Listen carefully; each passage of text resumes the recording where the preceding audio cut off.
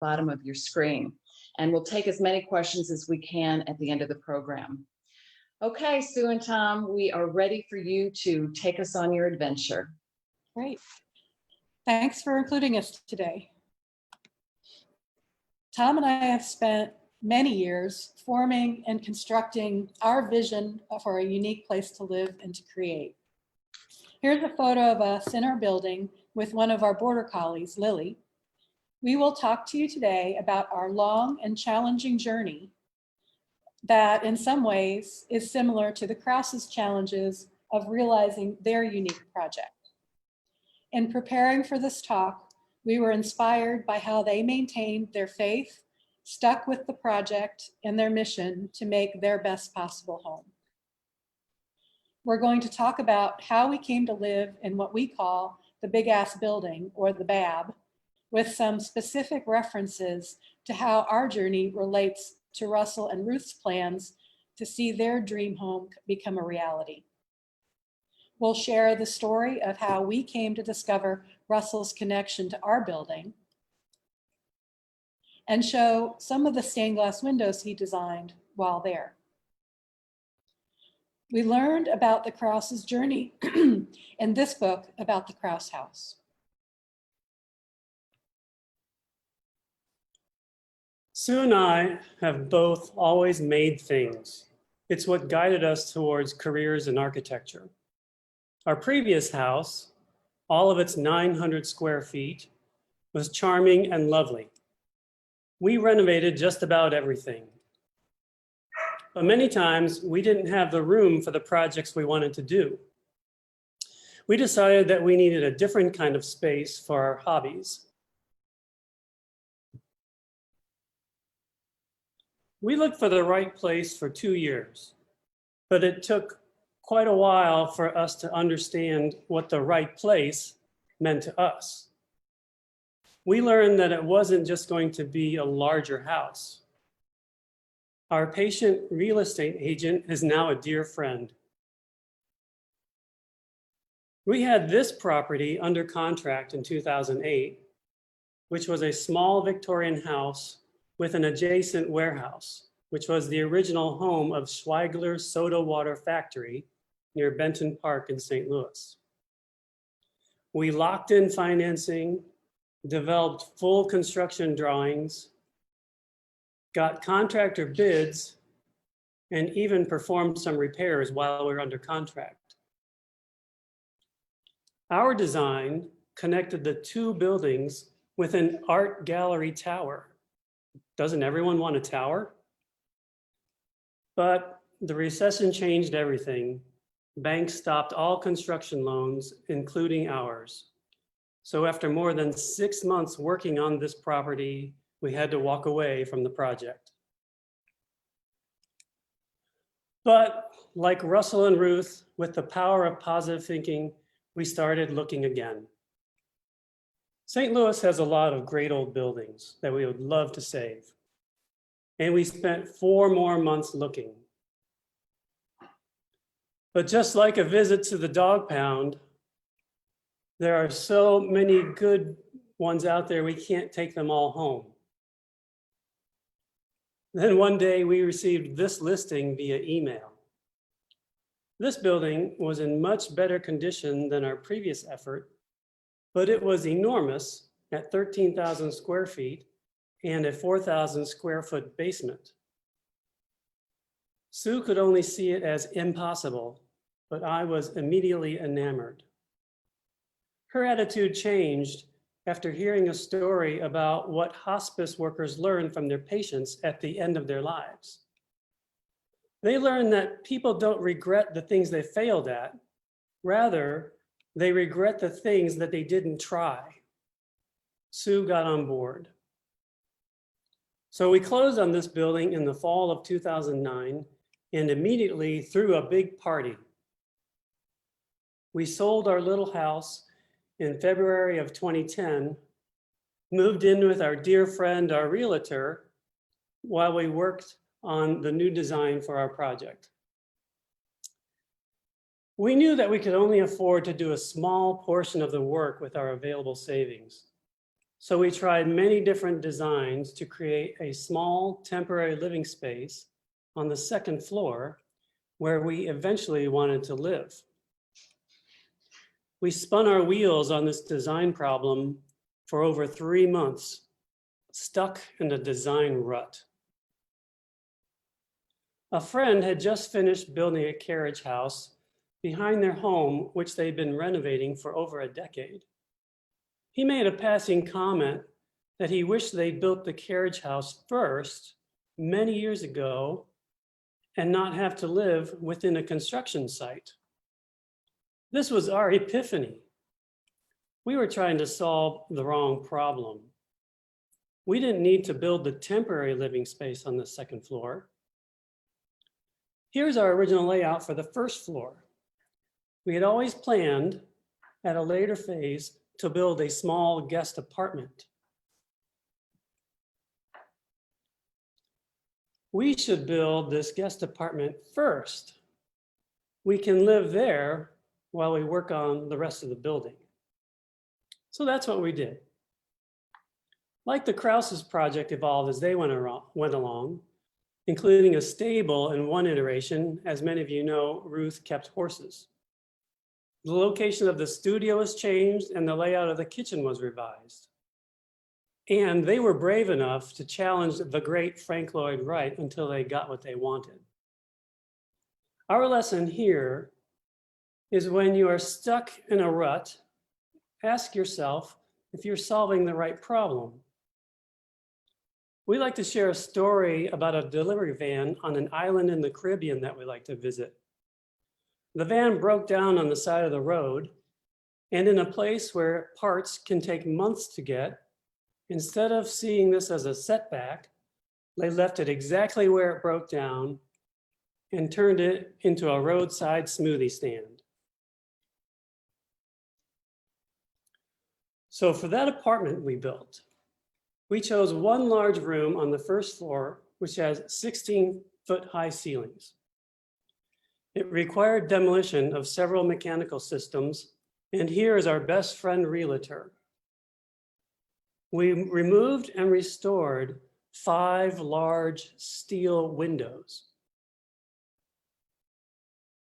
We cleaned and sealed the original concrete floor.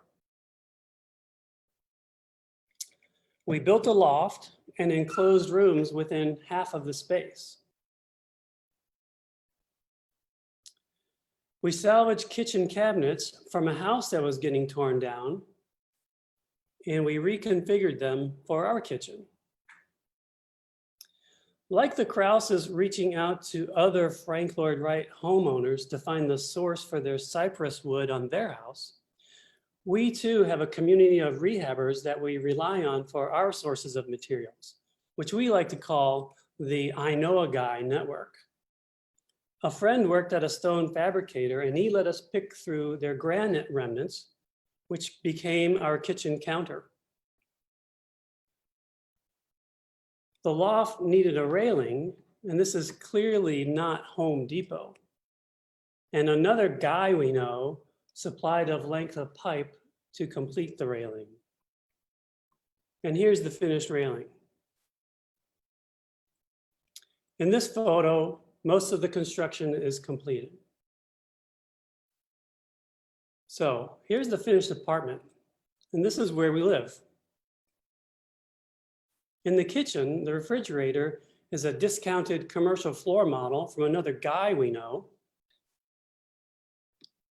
And our loft bedroom carpet was created with carpet tile samples from our architectural offices. And the mirror and wavy glass in our bathroom were also free salvaged materials. Finally, this is a panorama of the apartment today.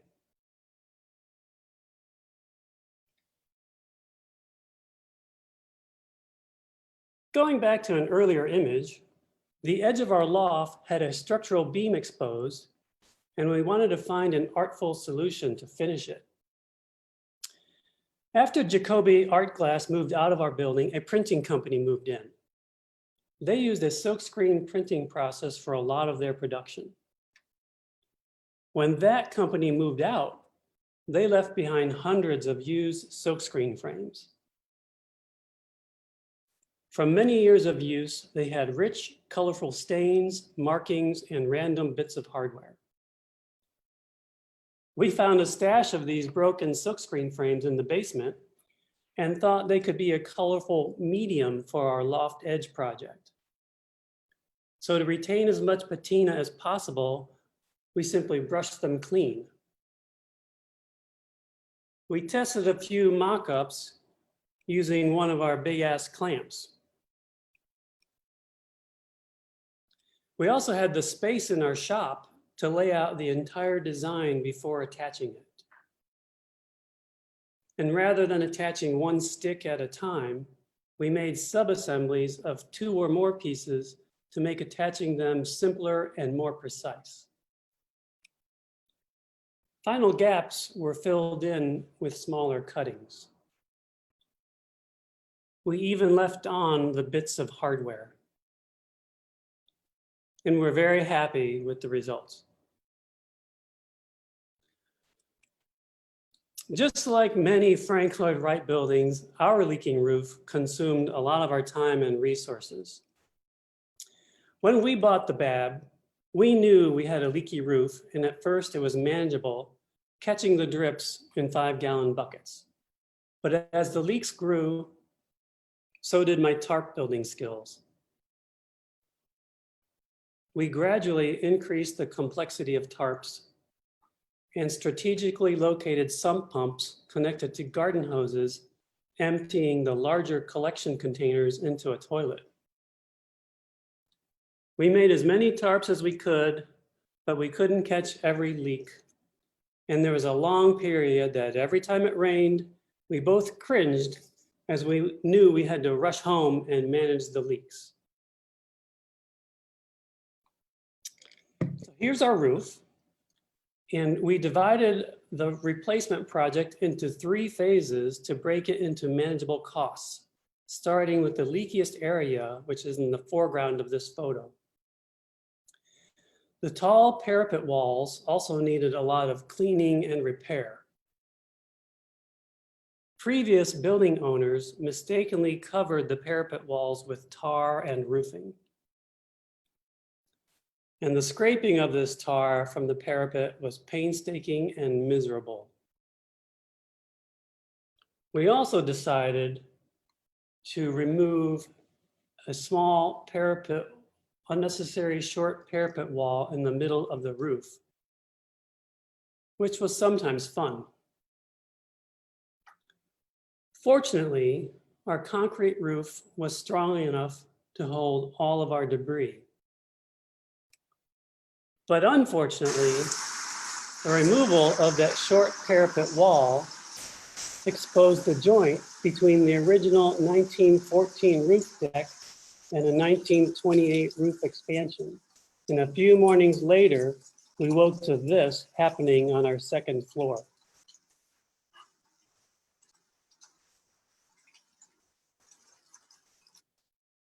We used a special saw to cut through only the roofing material and not the concrete roof deck.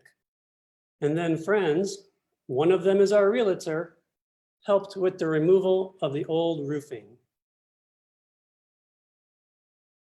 We eventually got the phase 1 roof deck down to bare concrete. And then the professionals came in to power wash the concrete.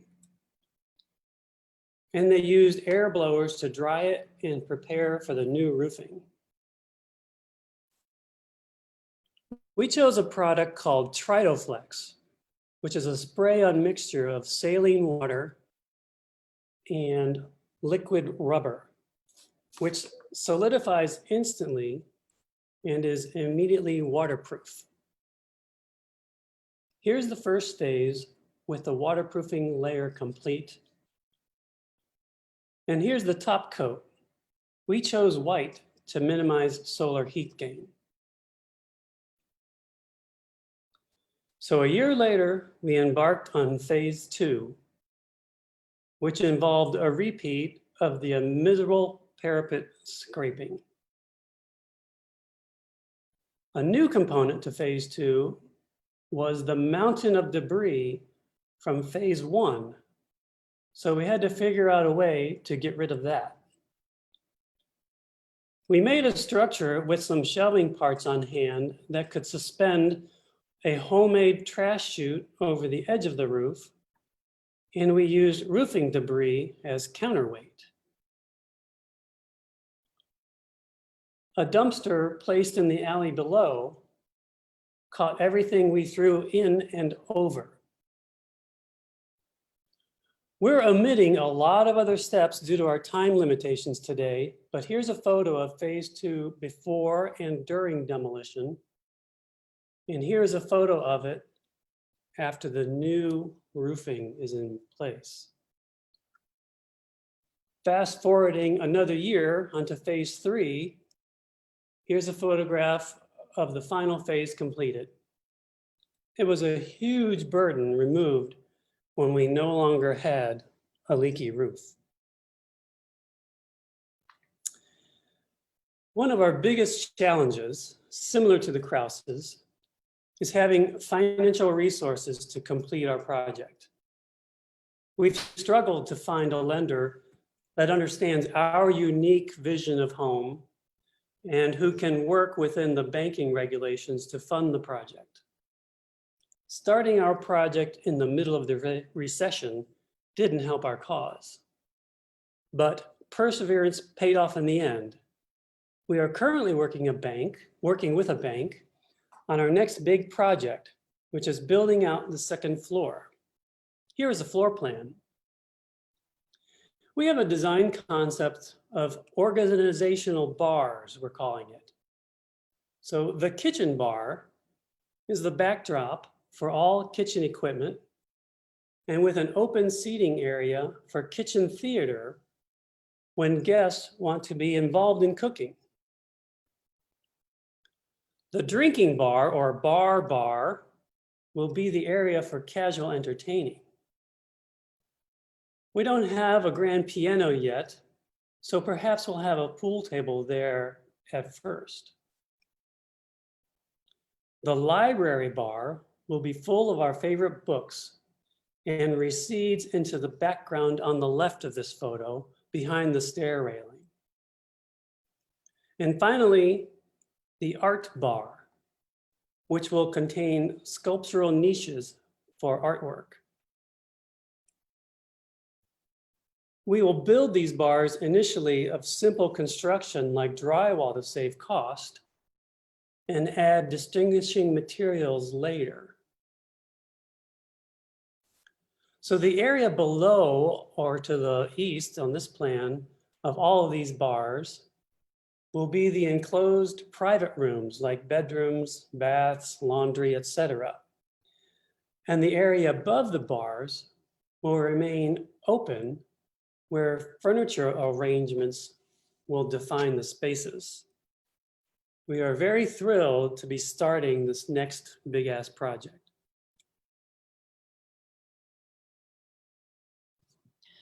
Along with our immersive project, this building has led us to meet many people connected to it and its history.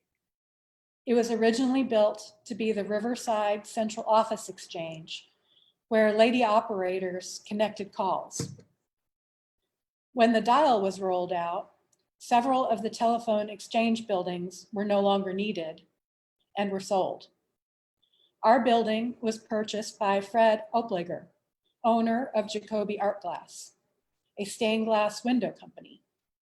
Through a series of fortunate connections in 2010, I was able to speak at length with Fred's son, Bill Obliger. This all came about because we attended a walking tour of our new neighborhood with local historian Nene Harris.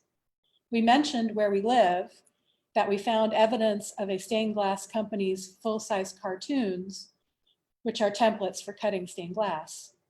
We also found colored glass, etc., in the building. One cartoon was labeled St. Stephen's.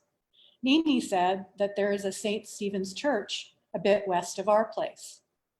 At one point, we drove by, and yes, the drawings we found were from that church. I stalked their website and found a mention of a school alumni that his family's business designed and made the windows in the church. I called the school, told them about the connection, and asked if they had any contact information for that alumni. They gave me Bill Oblinger's phone number. One evening I called him. I explained why I was calling, and we talked for over an hour. I'm still astonished that Bill not only answered the call from an unfamiliar phone number, but that he was so generous. He shared stories about the firm and mailed a packet of information to us containing articles and marketing materials of Jacoby's work. He even sent a photo of his father, Fred, in his office in the bag. We will be sharing these materials, photos, and research with the Frank Lloyd Wright House in Epsworth Park for their archive. Looking through the articles Bill sent, we discovered that Russell Kraus did design work for Jacoby. One article included a photograph of the Jacoby family pictured in front of a large window cartoon, showing Russell Kraus styling his signature beret. Several of the project sheets and articles noted Russell Kraus or R. Moreland Kraus as the designer. Russell designed many windows for Jacoby from the late 1950s to 1970s, when Jacoby was sold to T.C. Esser Company in Milwaukee. One of the things that strikes me about Russell's designs are the wide variety of styles, from abstract figurative design to more graphic compositions. One common element was his use of bold color.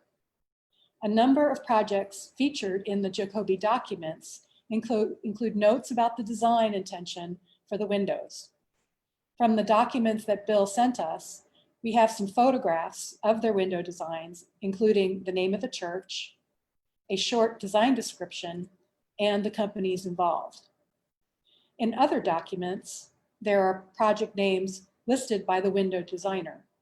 Using that information, my library card databases, and the power of social media, I did some digging to find more information and images. Most of the images from social media were meant to be pictures of parishioners, not the windows, but we got lucky with a number of out-of-town projects. I visited 2 churches in the area, and that was a real treat. Getting to see the windows up close with sunshine streaming through them is the best way to experience them. We learned that the Oblinger family recently donated their collection of Jacoby Studio documents to the Carondelet Historical Society, which was starting to catalog the items and create a display before closing due to the pandemic. We're looking forward to seeing that collection in the future.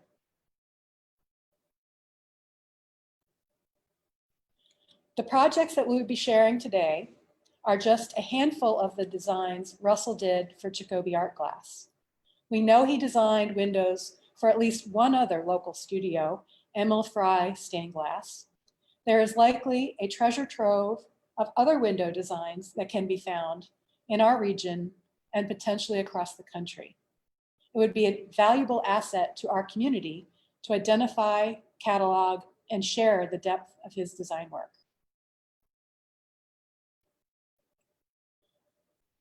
Trinity Methodist Church is in Keokuk, Iowa.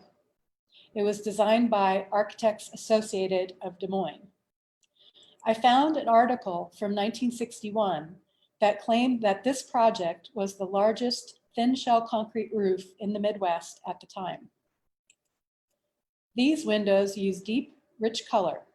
The stained glass design accents the architectural feature of the tall structural mullions in a simple and modern way.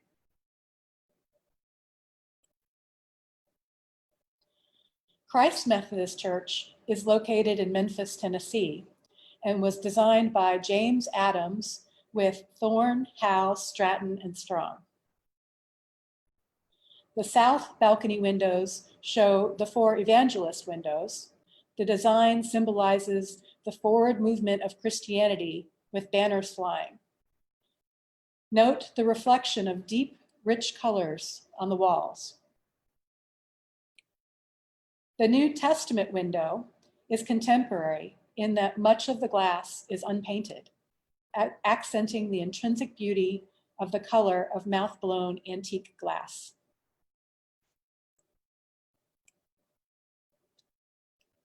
St. Peter's United Church of Christ is here in Florissant, Missouri, and was designed by Mansky and Diekman.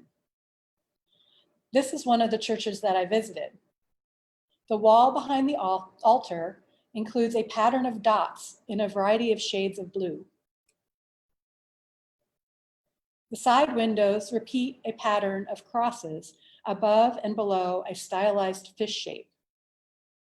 Within each fish is a different design. If you're familiar with Russell's portrait paintings, you can see that he paints faces in a very similar way in the detail on the right.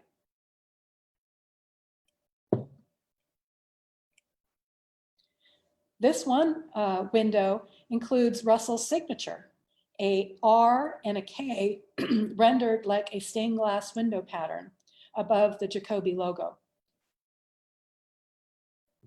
In clear glass windows at the back of the sanctuary are etched graphic medallions. This space is for parents with fussy children to step out of the sanctuary, but they can still see the services. Vestavia Hills United Methodist Church is in Vestavia Hills, Alabama. These tall windows are rendered in tone-on-tone gradients of purples and blues, with large stylized tree motifs.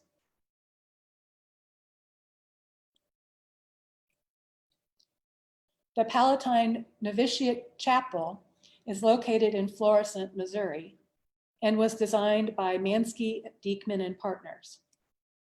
The flowing lines and blue colors may represent the nearby Missouri River.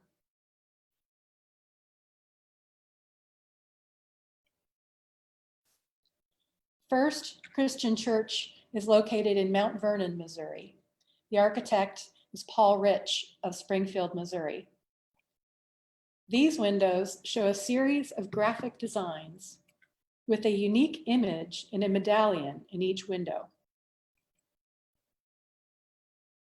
On the left, the chancel window symbolically shows how doctrine of Christ spreads in an ever-widening movement, like a pebble dropped into a pool. This window design symbolizes Christ and the four evangelists and their doctrine. As seen on the right, the eccentric rings are used as a unifying design motif. The 12 aisle windows symbolize the apostles and the spreading movement of Christianity. Woodland Presbyterian Church is in Memphis, Tennessee. This more traditional design includes a field of rectilinear glass patterns with different Christian symbols delineated in each window. The window designs suit the more traditional colonial style of the church building and shows Russell's range of design styles. First United Methodist Church is in Sikeston, Missouri, and was designed by Hohner Architects. This is a later chapel addition that has a very dynamic window behind the altar, though we're not sure who designed it.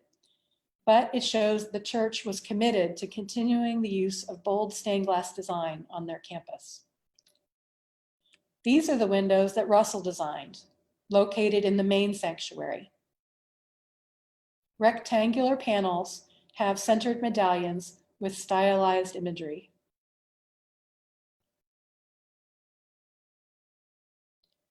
Lindenwood Christian Church is in Memphis, Tennessee. This church has very small, simple windows.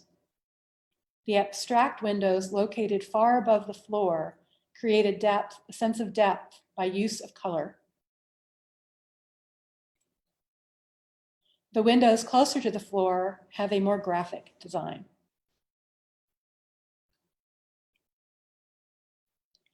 The First Methodist Church, located in Esther, Missouri, which is now called Park Hills, Missouri, was designed by Denecke and Denecke.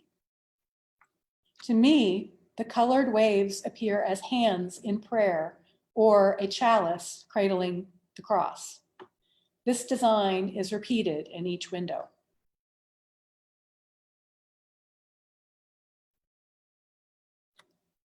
St. Justin the Martyr is located in Sunset Hills and was designed by Bernard McMahon. This is another church I got to visit. The only photos we had on hand were the project sheet and were only in black and white. In person, the windows are truly amazing and unique. The designs are very St. Louis centric, depicting local architecture, saints, and leaders. The right side window shows the arch, including a riverboat and the old cathedral. I don't think of riverboats when I think of typical religious symbols, but it is a very St. Louis image. The window on the right shows St. Joseph with Jesus as a boy. St. Justin, the namesake of the parish, is pictured with some of his students. Here is the opposite side. King Louis IX, St. Louis, our city's namesake, is shown charging forward in full battle dress. This window's design depicts Mary and baby Jesus and was inspired by a Bible quote.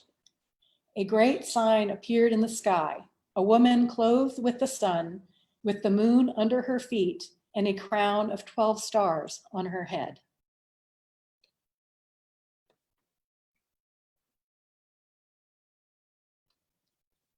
St. Matthew's Episcopal Church is located in Newton, Kansas, and was designed by architect Shaver and Company. Here, Russell Kraus designed clear story strip windows in a simple flowing pattern with symbols depicting the glory of the Lord as suggested by the Book of Morning Prayer and Psalms. St. John's United Methodist Church is located in Greenwood, Mississippi. This dynamic, abstract design uses bold colors that reflect off the white walls throughout the sanctuary. This space must be very inspiring on a sunny day, seeing all the colors reflected and moving through the space. At the start of the pandemic, the church did a Chalk the Walk project to show support for their neighbors during this challenging time. I love that this sidewalk chalk drawing is inspired by their window designs. We hope you've enjoyed seeing some of Russell Kraus's professional work. We have come to believe that Russell's esteemed career as an ecclesiastical designer came from him being a lifelong maker and craftsman. Russell and Ruth Kraus's creativity and drive to make this house available to us to appreciate long after they enjoyed living there. So many people have told us that we're crazy and that our big ass building is an impossible project. But we continue to move forward, and like Russell and Ruth, we will keep forging ahead, hopefully with positive thinking, unflagging determination, and indomitable will. If you are interested in learning more about Russell and Ruth's story, this book is available to purchase from the Frank Lloyd Wright Home in Epworth Park's website. If you want to learn more about our adventures, there are a lot more stories on our blog, 822wilmington.wordpress.com. Thank you very much. We will stay online to answer questions. Please type them in the Q&A. Thank you, Tom and Sue. That was fantastic. You know, the first question that I have for you came in early on, and you've answered it, but it's such a good question. I'm going to ask it again. How many times did you guys hear, y'all are crazy for taking on this project? I think that, you know, the answer to that is a lot. Yes, my parents, when we first sent them the listing, and when we were looking at even moving out of our little house in U City that everything was fixed on, they're like, we don't understand a lot of what you do, but it really seems to work out, so we're praying for you. That's But great. a lot of times we get, you know, people look at us like, we're going to live in this, and we're going to make this our home. And they're like, what? Yeah. So, but for the most part, I think now that we're actually living here, it's a little more understandable. That's great. Thank you for that. So you've talked about this process and a lot of issues along the way, but the question is, what would you consider your biggest challenge? And you are welcome to answer this individually.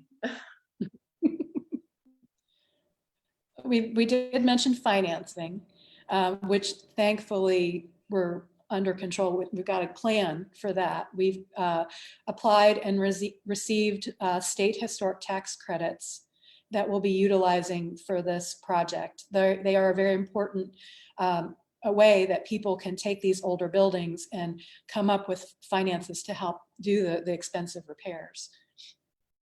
I think having patience is really important. You know, we're in this 10 years now, and about a year or so ago is when we first arranged the financing, or found a bank willing to do this project. And we are about ready to finish it all, you know, sign the paperwork. We got appraisals, which is amazing in this economy and for this kind of a building. And then COVID happened, and it actually put everything on pause for many months. And about a month ago, we contacted the bank just to check in and say, hey, is this still a possibility? And the good news is it is. So there's a few changes required now with the loans, but we still have a positive outlook, and we think it's going to happen. But we can't downplay the challenge that the roof was. Yeah. Well, the follow-up question to that, I think, is fitting, which is, not only are you partners in this project, you're partners in life. And this clearly presented some unanticipated challenges. How did you navigate that? I would say, I think it helps that we're both in the same profession. I think if we were totally different, like one of us was a banker and the other an architect, or any other kind of work, it might be difficult to understand sort of our own commitment to this. You know, if I had to, if Sue was not in architecture and I had to constantly convince her that, no, this is the way to keep going, keep going, keep going. This is going to be amazing. So I think that's key. And I think that we each have had times where our enthusiasm has flagged at various points. For example, living in the city, and we park our cars on the street, and that a morning after that video, the flood happened, and we were up late, backing up water. I was going to go in late to work, and Tom woke me up to say the wheels were stolen off my car. So all four wheels. My car was sitting on milk crates. So yeah, that wasn't a good day. we didn't mention this, but part of our first floor plan includes creating a garage that we can drive in from the alley. So that's sort of another stressful thing, that anytime something happens to our vehicle, we're like, oh, if we could just do the garage, you know, it'd be safer. So. Yeah, but then one thing we didn't mention is part of how we knew there was a stained glass window company here is there is a door that has a large stained glass panel in it, and there's the skylight over the front stairs is stained glass. And there are days when you know, we're running around emptying buckets, and you catch a glimpse of the sun coming through that stained glass, and you're like, oh yeah, that's really cool. We just stop what we're doing. Yeah. and enjoy the beauty of it. Yeah, or there's days, you know, when the sun is setting and the whole second floor glows pink from the sunset because we're so far above all the other houses. So, you know, there's little things like that that pop up. Yeah, we'll literally like text each other because the building's so large, we're in often different parts of the building. We'll say, you got to come upstairs and see the sunset. And so it's just sort of those little glimpses that really help a lot. Mhm. And we had friends that he's here, but his family's from out of town. And they were coming down to St. Louis a few years ago to see the total eclipse. They were in Chicago, and they emailed and said, "Hey, we're going to come over." And we're like, "Okay, for what?" "Well, we want to watch the eclipse from your roof, you know, because we have this big white roof." And so we hauled. It's a ladder to get up there, but we hauled lawn chairs and coolers and stuff, and we had, you know, last minute eclipse party on the roof. That's great. Well, we've got many questions coming in. So the one I want to make sure we get to relates, because I'm feeling the need to, with no architecture background, take on one of these projects because you guys make it seem so fun. We have a question. I know that there are other nearly identical buildings around town, some still in telephone use, but I don't know where they are. Have you found any? Yeah, a little obsessively. When we first bought the building, before we were living here, an envelope showed up at the front door, and it's a neighbor who actually knows our former next door neighbors at our old building. And it was a packet full of information about telephone buildings. He's a telephone historian and was very excited to know that someone was going to be restoring this building because, as you know, older buildings, especially complicated ones, aren't always going to get restored. So he led us down a rabbit hole of phone building history and left us, you know, printouts of where these buildings are. There's a publication that was from 1930, I think, called Monument to Communication that the St. Louis Public Library has a copy of. So I've got that out and went to visit the other buildings to take pictures of them. And a lot of that is on the blog. But one of the things we realized after looking so detailed at this building, we noticed them now. We can tell. We can identify them as we drive around. One of our favorites is right across from the Contemporary Art Museum in Midtown, and it's still in operation. But if you're ever there, just take a moment to look for a second. The lower two floors are built in the design very similar to our building, but with a very light beige brick. And then pause for a moment and look that there are 3 stories added on top of it that look totally different. And that's because Southwestern Bell always planned for expansion. We didn't mention this in our talk, but our building started out very small and was expanded 3 times. And the benefit that we have today for that is the roof deck was always planned to be a 3rd floor so they could keep going up. So we have a very strong concrete roof, and our structural engineers said that when we get ready to do our roof deck, we can have a 4-foot deep pool up there. Wow, great. Thank you for that. Any planning for stained glass in your home? Well, we did find glass in the basement, little leftover chunks of glass that we'd love to use maybe in a light fixture. One of the projects we need to do sooner than later is, we mentioned there's a stained glass skylight and it needs to have some repairs made to it. So that's another art form that we're going to have to learn more about. So that piece is that restoration piece is coming. In the paperwork from Jacoby, did you identify anything that said anything about how Russell was selected for certain projects, or do you have a sense of that in what you've discovered? Well, in talking to Bill Oplinger, it was interesting because, you know, I'm practicing architecture today. He was practicing, you know, a similar allied design profession 50 years ago. And we talked about, he mailed us the project sheets, like we make project sheets of our projects.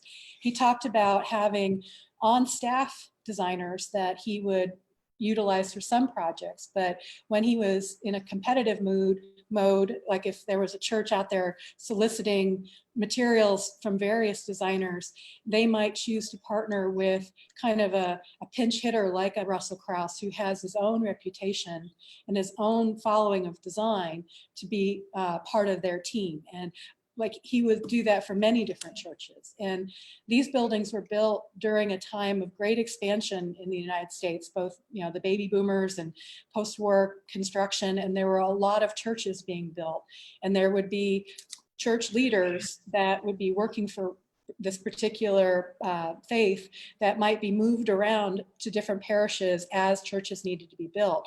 And that person could have chosen, oh, I worked with Russell on my last project, I want to work with him here in Missouri. And so Russell might bring in Jacoby to be the local to manufacture the glass. So it was really interesting to hear that our method of working really hasn't changed at all. How we get our work has stayed the same from 50 years ago, except communication methods are much faster now.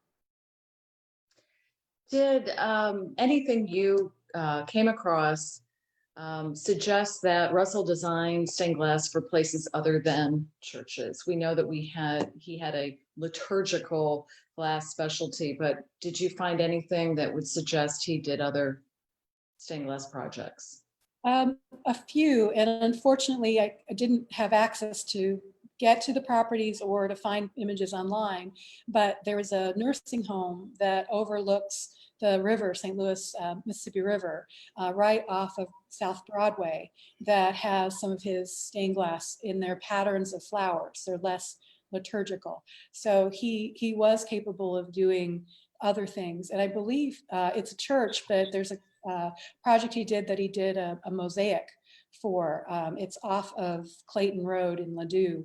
It's a church that has stained glass, but Russell actually designed mosaic pieces. So he did more than just stained glass as well. Okay. You know, I don't want to overlook some of these technical questions. Someone asked about the HVAC, how you handle that. Well, currently we're only heating and cooling our 1,000 square foot apartment right now, which does present challenges. We have to turn off the water supply in the winter. But for that second floor of the plan that we showed, we're going to actually divide that up into 6 different heating and cooling zones. And the intention is that that open area, we're not going to heat and cool that to the maximums because we won't be using it all. Excuse me. So say in the winter, if it's just Sue and I hanging out in those enclosed rooms and living area, that big open space, we're going to keep that to like 60 degrees. And then the opposite, of course, in the summer. But then when we have a party or people over, well, that's when we'll turn everything back on. Mm-hmm. And we're also thinking about that open space as kind of clean, creative space. So like, you know, we like to do paintings and drawings and sew things. So there's times when we need a big open clean floor so that we can roll out our materials and leave it there. So then we could heat and cool it. And it is a challenge because the traditional way of heating and cooling a building like this would be to put a big mechanical unit like a bus on the roof. And our plan is to eventually use the roof as our yard. So we're going to be incorporating these units within the design of the second floor so that, and so they'd be hidden, but that we can still get to them, but you know, them not taking up roof space. Is there anything in this project that you think about as if we would have known then? You know, any or any lessons along that somebody who, this is a 2-part question, who's wanting to take on a big project, maybe not as architecturally ambitious as what you've done, but something in that space. What would you say you wish you would have done, or you wish you would have known, or sort of lessons? Well, when we were first doing the apartment, which was the first big thing that we did here, and taking the windows apart was a big part of that. We were spraying hand, stripper on it, and it's like a nasty chemical, and it kind of burns your skin if it gets on your skin. And so we had old flannel pajamas that we would put the pant legs up our arms and wear gloves and masks and everything. We've been wearing masks for years, but and it was tedious and expensive because that stuff's not cheap. And then we realized there's a place over in Kings Highway called, it used to be called Strip I Clean. don't know what it's called I think now. it's They something changed the name. restoration or something. Sounds a little less crazy, but we found out that we could take the windows out, drive them over there. They would do all that work, and it ended up being About the same cost. about the same cost and a whole lot faster and a whole lot simpler. So, I mean, that Tom mentioned the I Know a Guy network. As we've gone through this, I think those people have been a really great resource for us. It's not really a lesson learned, but we had to go through a lot of hoops with the city, and converting this from a commercial property to a residential property. And I think that would have been very challenging without an architect being involved. So if someone does want to venture into that, I would say get some professional advice if you're not familiar with all of the legal issues and the city issues. Because we had lived in University City, so we weren't really versed in city politics. So we knew how to do a building permit, and we knew about zoning. So we went downtown and had our drawings, and we're wanting to get the zoning, the use permit change. And they're like, well, this isn't a house. We're like, okay, well, what's a house? What do you need for us to show you that this is going to be a house? Like, well, it needs a kitchen and a bathroom. And it's like, okay, here's the kitchen, here's the bathroom. And he's like, but that's not a house. So we kept going around with this for weeks. And then we found out that our alderman, who was Matt Villa at the time, we met him at a neighborhood event because we were trying to get to know everybody. And he's like, well, let me help you. And so the alderman stepped in, and really, it was really seamless after that. He was sort of our guide and helped us get through it. So that, knowing that and knowing who the alderman is, and the alderman wants this building to be occupied. So that's a good incentive. So my final question is, you've looked at a bunch of Russell's work, and you've shared with us how, as architects, it's really inspired you. So do you have a favorite stained glass window that Russell designed? And if you do, why? That's a hard one. Yeah, Tom didn't get to go with me when I visited the two churches. Do you have? I think it's the Mary and Baby Jesus. Yeah, one. yeah. It's so bright. I don't know if we could probably show that if we wanted to, but it's the super bold colors and the graphics, and that there's basically a literal or symbolic meaning behind the design that, once you hear that story, it's so obvious. Mm-hmm. And I love the one with St. Louis. I mean, he's a controversial figure these days, but rendering him the way he did with the color and the fleur-de-lis, which were the symbol of St. Louis, and you can kind of feel the movement in the static drawing. I think that was really, really interesting to see as well. I mean, his work is really beautiful, and I'm glad I had this opportunity to spend more time with Russell's work, because I really think it's very still very modern, and just lovely that we have so many examples of it here. That's great. Well, thank you both. I mean, we have some knowledge of Russell and his work, and the docents and the board and the Frank Lloyd Wright community is just really inspired by his talent. But you've brought us deeper into that world, and we've been craving that, and we really thank you for your time. Sure, we've enjoyed it. Yeah, thank you. Thank you. Great. And I also wanted to thank all of the members of the Frank Lloyd Wright House who make programs like this possible. As you all know, we've had to pause our tour operation, and we've been adapting to this new environment. It's very different, and it's always difficult for us not to open our doors to the people who have an interest in seeing the house, but we've created virtual tours and experiences that I think to the degree we can satisfies that need. Membership makes it possible. So we thank you and encourage anybody who would like to support us in that way to do so. The Missouri Humanities was very interested in helping us adapt our programs. We appreciate their support. And again, Sue and Tom, that was fabulous. So thank you all for being with us this afternoon. And I hope everyone has a good rest of the day. Thank you.